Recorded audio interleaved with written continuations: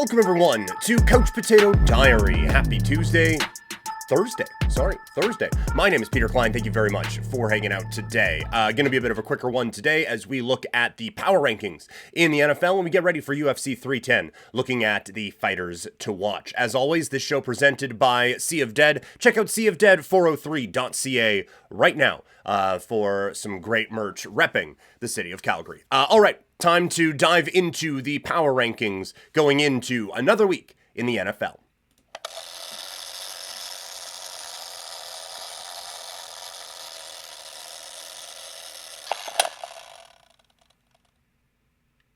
It is week number 14 in the National Football League. It is crazy how fast this season has flown by. We are post-American Thanksgiving, and it is now into in the hunt season. Although, admittedly, seeing those standings, a little underwhelming. It was not fun. It doesn't look like we're going to have a lot of great playoff races here down the stretch. But let's get into our power rankings. At number 32, they stay the worst. They are the New York Giants. This team it feels like they've clearly given up. There's no fight in this group whatsoever. And I think it shows on the football field.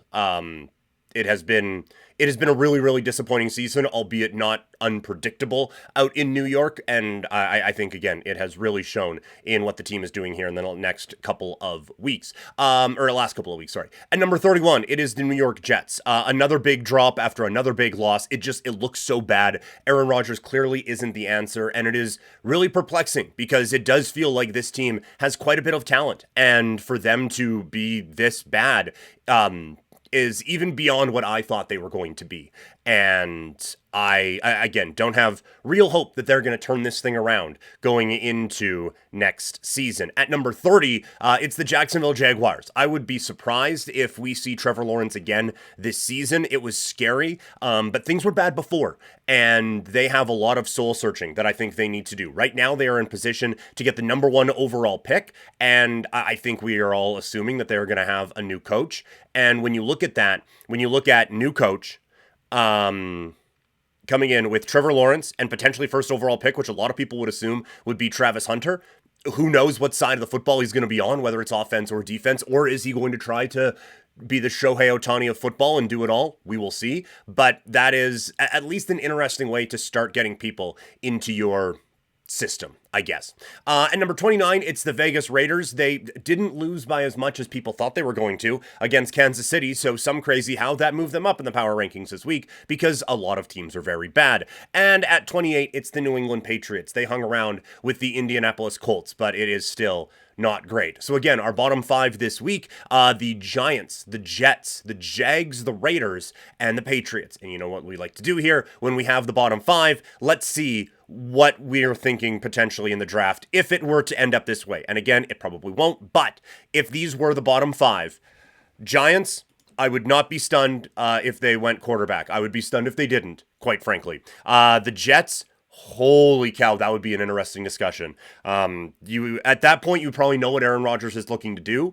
And if Aaron Rodgers is going to be sticking around, I don't think they go quarterback. If this were the draft order again, and the Giants went quarterback at 1, I think these guys jump on Travis Hunter and work it that way. Although again, with Garrett Wilson and with Devontae Adams, as your 2 wide receivers with Breece Hall as your running back, I don't think that the problem there necessarily is the skill position players, but we will see. At 30, it's Jacksonville. I would be stunned if they did go quarterback again. I think that you would probably go, if Hunter is off the board, I need to start looking at the draft a little bit more, but I think they're going to look for something to help Trevor Lawrence out. At 29, Raiders would definitely be going quarterback, especially if those 2 teams didn't. Then it is whatever of Cam Ward or Shedeur Sanders is left. And at 28, it is the New England Patriots. I would assume some form of a skill position player there, or offensive linemen would be the way that they would go. But I think a lot of interesting decisions coming up in the draft, and we are definitely getting into draft season now and going to be looking more at that as we go along here on the pod. At 27, it's the Tennessee Titans. It's bad. I still think that this is a good roster. I'm going to hold on to that I think this is a good roster, just with not a great quarterback and maybe not the best coaching situation. And now I just think you have a bunch of men who have just been beaten down over the year. At 26, it's Carolina. They're moving up even after a loss because this does not look like the lost season that it was going to be when things started to progress at the early part of the season.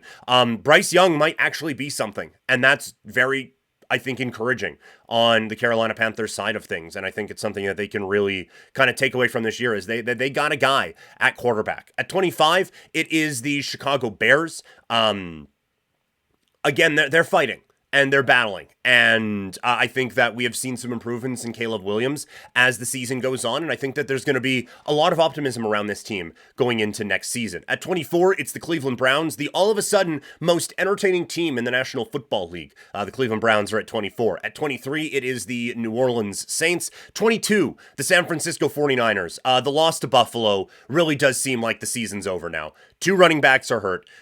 They are fading back in a division that's actually probably pretty good, and it feels like season from hell sort of vibes out in San Francisco. 21, it is the Cincinnati Bengals. At 20, the Dallas Cowboys, showing some signs of life, and they have a relatively easy schedule the rest of the way, so it's hilarious when the Cowboys at least have hope.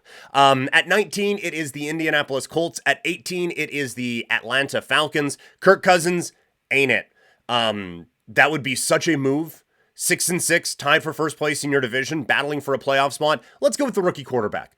But it has to at least be a discussion out there. At 17, it's the Rams, who continue to really be a tough team to put your finger on. You watch that game, and they were out of it for a lot, and then just picked it up for like 3 drives, and the game was over. At 16, it is the Arizona Cardinals. They are in the I can't quit you category. At 15, the Tampa Bay Buccaneers. Bucky Irving getting going is a really big part of that offense now, and their schedule is just fantastic the rest of the way. So again, we're looking at Tampa Bay as a potential team that could make some noise here. At 14, it's the Miami Dolphins. At 13, the Denver Broncos. And honestly, I'm gonna stop being so stubborn on these guys, and they're probably going to be moving up a little bit more. At 12, it is the Houston Texans. They get the win, but again, with no Trevor Lawrence for the back half of that game, the fact that they still only squeak that out, there's still concerns out in Houston a little bit there. At 11, it is Washington. A big win over Tennessee doesn't move you up a whole lot. At 10, it's the LA Chargers. Thought about moving them up a little bit because there are a couple of teams in the top 10 that had difficult losses this week, and you maybe think about that, but no offensive touchdowns against the Atlanta Falcons. I'm still not... they are a good team, but I don't think that we are moving them all that high. At 9, it's Minnesota. Defense is awesome. Still very, very concerned that Sam Darnold is definitely Sam Darnold. At 8, the Seattle Seahawks. I can't quit these guys. It was looking not great against the New York Jets, and then Aaron Rodgers allowed them back into that game. But still, I think some things to... A lot of things that you like about this team. At 7, the Green Bay Packers. A huge game tonight on Thursday Night Football against the Detroit Lions. At 6, it is Baltimore. I can't drop them too much, even after a really bad loss to Philadelphia. I feel like they are still a tier above Green Bay, Seattle, Minnesota, and the Chargers right now. Into our top 5 we go. At 5, it is the Pittsburgh Steelers. The defense looks legit, and Russell Wilson has figured something out. I don't know what it is, but he has figured something out. At 4, the Kansas City Chiefs. Once again, they come away with a miracle victory over the Vegas Raiders. A lot of comparisons to the Philadelphia Eagles from a couple of years ago. This group still... I think it's still Patrick Mahomes. It's still Andy Reid. I still think that they are a threat in the AFC down the road. At 3, it is the Buffalo Bills. I wanted to move them up after the Snow Bowl win. I just couldn't with how well the other top 2 teams are playing, which means our top 2 is staying the same. At 2, it's the Philadelphia Eagles. Something has clicked. Specifically on the defensive side of the football, something has really clicked out in Philly. And at number 1, it's Detroit. Did it take a little bit more than you'd want it to for them to beat the Chicago Bears this week? Yes, it did. But I still think that this is that's Thursday. And we have learned to not overreact to Thursday games a whole lot. And B, this team has been doing such amazing work throughout this season that a close win over a division rival is not one that we're going to knock them too much for. So, the Detroit Lions, your number one team in all the land in this week's NFL Power Rankings. Shifting gears now, let's go into the world of mixed martial arts, specifically the Ultimate Fighting Championship. They have their last pay-per-view of the season, of the year here. I guess season 2, that works.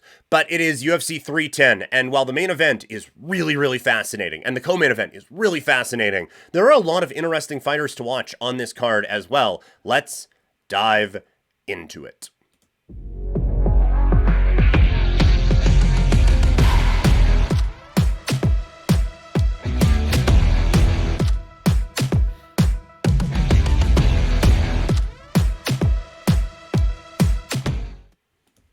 It is UFC 310 this weekend as the UFC year comes to a close with a very interesting fight card. In the main event, Kaya Sakura makes his UFC debut looking for flyweight gold as he takes on Alexander Pantoja. But there are a lot of very fun fights that'll be coming before that fight steps into the octagon. Let's look at it. We begin with Alexander Volkov. It seems like there's just no buzz around this guy right now. And I understand, like, he comes off of the losses against Gon and Aspinall, and you just kind of think, okay, that's it. The heavyweight, he's going to be hanging around for a bit because it's heavyweight. But in terms of real threats, he's not it anymore. But now he's won 4 straight fights, 3 of them by finish. He is the number 3 heavyweight in the UFC rankings right now. A lot of questions around heavyweight going into 2025, with John Jones at the top, Tom Aspinall right beside him as the interim champion. Winner of this fight could be in line for a heavyweight bout, a heavyweight title fight here in 2025. And I think when you look at what could be happening, obviously the biggest fight to make in the heavyweight division right now is John Jones, Tom Aspinall. But I think the next biggest fight to make in this division is someone facing Pereira, coming up from 205 pounds here. And so I think the winner of this fight, maybe they don't get a title shot. Probably they don't get a title shot. But what they do get is, I think, a very big spotlight fight to really sink their teeth into. And it's a heavyweight, it's an interesting fight, in general. Like, again, Cyril Gane lost a lot of buzz coming off of a one-sided loss against John Jones. But this is still number 2 against number 3 in the heavyweight division. So a massive fight coming up on Saturday night. Another one, this one down on the prelims, which is just so unfair. It is Movsar Evloev against Aljamain Sterling. Evloev is a guy no one wants to fight. He is undefeated. He doesn't have like the biggest casual name right now, and he is so difficult to look good against. He is going to take you into the waters and just make you look bad, and that is a really difficult opponent to be facing. Meanwhile, Aljamain Sterling has fallen down the card quick after his loss to Sean O'Malley, which admittedly doesn't look great after Sean's loss to Merab Dvalishvili. I don't get why the promotion has turned on this guy so quick. I think when you see the behind-the-scenes stuff that they shot with Aljamain Sterling and with all of that, you really do kind of get a sense that this promotion really doesn't like how this cat handles his business. And so I think that they are, I don't want to say throwing him to the wolves with this, but they certainly have made it very known, I think, that they have no interest in this guy being someone who is toward the top of their card, and they are going to try to build off of whatever name power he has. And so you look at this fight, Evloev, this is a gigantic name for him against a former champion, a win here, and he moves into some interesting conversations into 2025. Well, Aljamain Sterling, this is a chance to beat an undefeated hammer of a fighter and try to work his way back into maybe not title opportunity, but probably title opportunity, honestly, as he goes into the new calendar year. Kennedy, God, I practiced this before. Nzechukwu, stepping into this one, only one decision win in his last, or sorry, just one decision total in his last 5 fights. Big rebound in his last fight. He has some big wins. 32 years old. The time is now for this guy to get going. He is someone you can't really call 32 years old prospect, but he is someone who I'm a little intrigued at as we go into 2025. And then the last one, Chase Hooper, 25 years old, certainly has kind of the, oh gosh, look to him. No one's talking about this kid anymore, it feels like, as a prospect. He is facing an absolute legend in Clay Guida, who during Guida's run, I certainly had my thoughts on the guy, but there is no doubt that this is a guy that everyone really falls for and really appreciates. And so if you can have Hooper now come in and pick up a big victory in this bout, a chance to get him on the map now as we put a bow on 2024. So those are the fighters I think that we should be paying attention to going into UFC 310. That's going to do it for the show. Thank you guys so much for tuning in. Everything still a little all over the place with me on Sportsnet 960, which is happening again today from 1 to 3 Mountain Time. But next week, we are basically back to normal again, and we are really going to hit the ground running with a whole lot of fun stuff to round out December with, again, big fight night this week. We have Saturday night's main event next week. The week after that, it is Usyk against Tyson Fury, and then the week after that, we'll be doing a lot of year-end stuff, but also AEW has their show, and then we go into 2025 with Wrestle Kingdom and Wrestle Dynasty and all of those things. So a lot of fun stuff in the combat sports world ahead. Obviously, the sports world is ramping up.